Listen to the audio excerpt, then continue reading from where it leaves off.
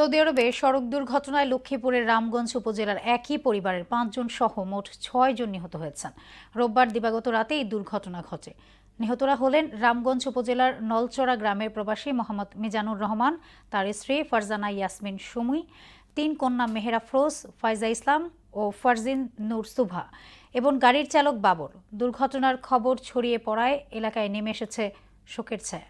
অ্যাক্সিডেন্টে মারা গেছে, ওর নিজের গাড়ি আসছে, তারপর বিয়ে করছে রমজানে, মার্চের 7 তারিখে বিয়ে করছে, গেছে আগস্টে, গেছে আগস্টের ক তারিখ আমার মনে নাই। ভালো মানুষ, ও কখনো কারোর সাথে মারামারি বা কিলাকিলি কখনো ঝগড়াঝাটি কিছু করে নাই এবং এলাকার যত উন্নয়ন, যত খেলাধুলা সব কিছুর মধ্যে ও ডোনেশন করে। একজন সমাজসেবক, ভালো মানুষ। কালকে রাত্রে রেস্টুরেন্টে খাইছে, খাওয়া দাওয়া করে এরা রওনা হয়েছে। রওনা হয়ে মাঝপথে আসিয়ে গাড়ি অ্যাক্সিডেন্ট করছে আর কি।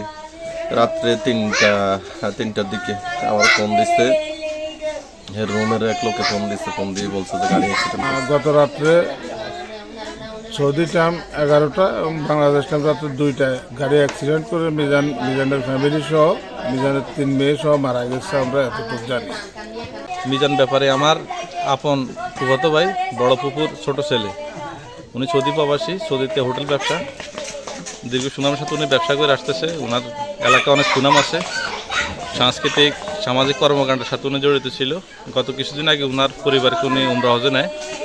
আজকে ভোররাত্রে উনি উমরা করে বাসার ফেরত অবস্থায়, রওনা অবস্থায় গাড়ি অ্যাক্সিডেন্ট করে।